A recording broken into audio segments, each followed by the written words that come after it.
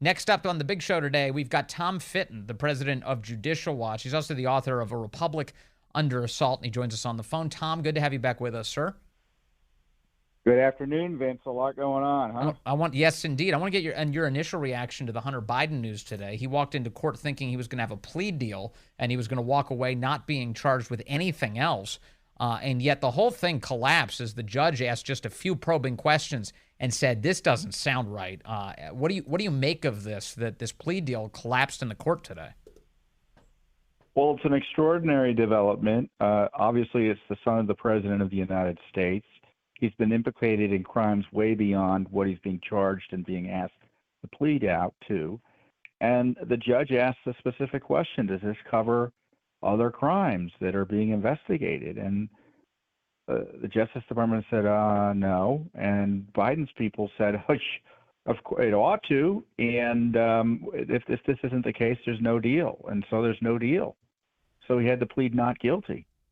And I tell you, if this Justice Department were run honestly and ethically, and there was a culture of ethics, as I noted on Twitter today at the Justice Department, Garland would resign, Weiss would resign, and the other responsible officials for this disaster would resign. And if there's no special counsel for the Biden family after this debacle, I just don't know what's happening in this city.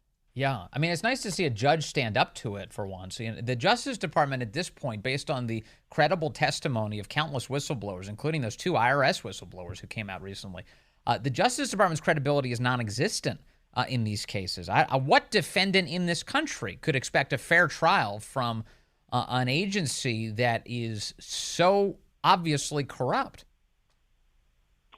No, and it wasn't like the judge asked got into the nitty-gritty. She asked some basic questions about this obviously deficient plea deal, and the details of which I think have been largely withheld from the American people till now. And, the irony of this, Vince, is, and I've been thinking about it, is that Hunter's likely to benefit from this disaster. Because, he agreed to a plea deal, and now it turns out, the Justice Department had other ideas in mind. And I tell you, if I'm Hunter's defense lawyers, I go back to the judge and I enforce it. You can't just pull the rug out from under us here. And so who knows how this is going to work out. It may work out for the benefit of Hunter. But I tell you, this just adds to the momentum for impeachment of Biden, and I think Garland at least, and the appointment of a special counsel. And whether all that will happen, I don't know. You'll be talking to a Congressman Marjorie Taylor Greene, who has some good insights here. But the train, I think, is going down that direction, at least finally. And yes. As you know, I've been calling for impeachment inquiry for some time. But I think that testimony last week you talked about, the collapse of the plea agreement today because of evidence of corruption and something skullduggerous going on. I don't see how the House gets out of conducting impeachment. And I don't say this sarcastically, but they go to it with a heavy heart because no one really wants to do this. But, the Biden corruption crisis is just forcing the hand of the Congress to deal with it in the least through an impeachment inquiry. It does seem like we're a lot closer today to an impeachment inquiry than we were yesterday. Marjorie Taylor Greene has been sharing with the Daily Caller today that some of the behind-the-scenes meetings that they've been having as Republicans, House Speaker Kevin McCarthy seems to be whipping Republicans towards an impeachment inquiry. He's been trying to place pressure now on members of his caucus to join him on that front. So that'll be interesting. And again, I'll get more details. Yeah, and I'm, my understanding is there hasn't been much dissent. And I think that whistleblower testimony and the release of this 1023, if your listeners have not read that document, I would suggest they're obligated as citizens to go and find it and read it. Yeah, they're going to be shocked to their core by what they see in terms of this significant bribery scandal and extortion scandal involving this president, the head of Burisma, and now a current member of the Ukrainian government. It is amazing to see all of this playing out. So let me, if I can ask you about the political implications of this. Obviously, Impeachment is tricky. One of the things about impeachment politically is that typically the person who's being subjected to it, the couple of times that have happened in our lifetimes, becomes more popular, actually, as they're being impeached. That was true in Clinton's case. That was definitely true in Trump's case. But that seems to be irrelevant if the core question is getting to the bottom of the corruption of the Biden family and then, using the remedies that exist in the Constitution. That seems really important. Simultaneously, I think it's going to be interesting, Tom, to be looking at an environment where you have an impeachment going on at the same time that Joe Biden's Justice Department is persecuting Biden's top political opponent, Donald Trump. I mean, what an amazing and unfortunate place that we will be in as a country. Well, I would submit that prosecution is designed in part to prevent impeachments of Biden and distract and detract from the ability to effectively litigate impeachment. And certainly, frankly, it freezes the Justice Department from going after Biden as well. I mean, the Justice Department really can't walk and chew gum at the same time when it comes to prosecuting major league politicians. And they know when you have 60 or whatever prosecutors going after Trump, who ends up going after Biden? The guy in Delaware in the Baltimore office of the FBI. Who are they kidding? Right. Let me move to a different topic with you, something that you've exposed for the public this week. I've seen a bunch of even the corporate news outlets finally sinking their teeth into this, no pun intended. You have a story here, Major and then subsequently Commander, the two German shepherds of the Biden family, have been apparently biting all of the Secret Service agents that are tasked with defending the first family, to the point that some of them have been hospitalized. This is all information that Judicial Watch has exposed over these last few years, including this past week. What can you tell us, Tom? Yeah, I think it was last year we exposed how Major was biting many more people than the White House had admitted to, so they were caught in a big lie about that. And then they got the new dog, Commander, and, we got a tip that Commander was doing the same thing back in, I guess, late last year. We asked under FOIA. We sued in April. We finally got the documents, and they showed at least 10 incidents, 6 or 7 agents and police uniformed personnel under the Secret Service were bitten by this dog. The dog's out of control, and, nothing was done about it. I don't even know if anything is being done about it other than new leash protocols. When did that start happening? It's just awful, and this president allowed this dog to go around biting people. And this is the family dog. So it wasn't like, oh, well, I didn't know because, my secretary walks the dog all the time. No, this is their dog.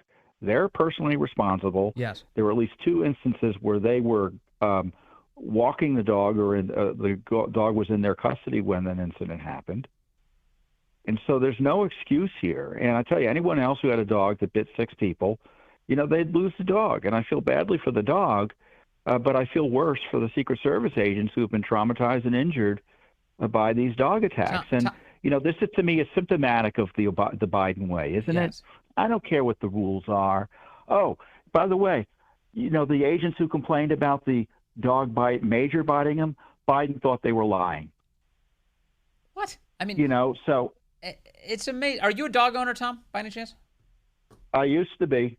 Now, the thing that we all talk about as dog owners is, really a dog is a reflection of his owner. It's either good training or not. And it seems to me the Biden family is not bothering themselves at all with training these dogs. They feel like they have no obligation to that. I have a dog. Ironically, my dog is named Major. But my dog, when I first got him, he's his dominant breed. We checked. We did the whole DNA thing. So now the Chinese can track us. The dominant breed is German Shepherd, and when we first got him, we adopted him. He was mouthy. He would mouth at people. He wouldn't fully clamp down and pierce the skin or anything, but he would mouth. I trained him out of it. He doesn't do that anymore. He doesn't mouth people anymore because I trained him. I took the time to actually train my dog.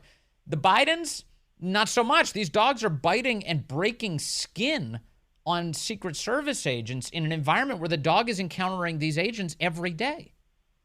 And it's too late for training, okay? Would you want to be around the dog till he's, quote, trained out of it? Of course not.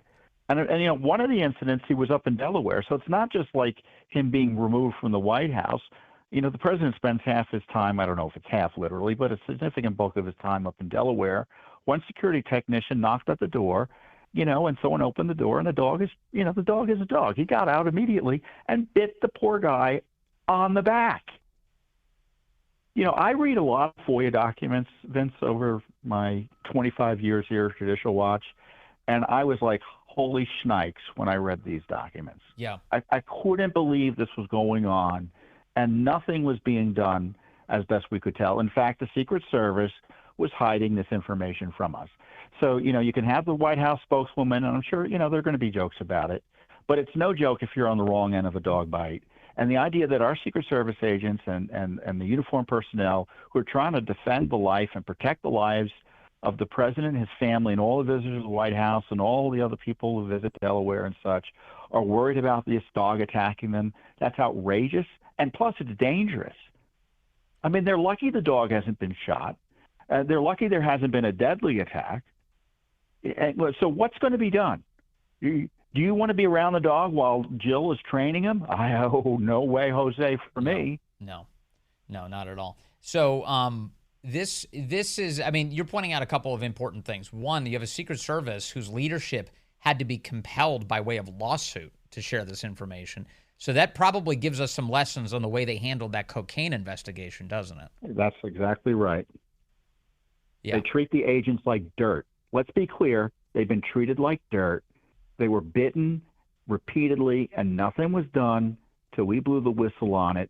Little old Judicial Watch on the outside. And this is, again, it's something that goes to the security of the President of the United States being undermined by this crazy dog fixation the President had, where he didn't care that that everyone was being bitten and was in fear for this dog.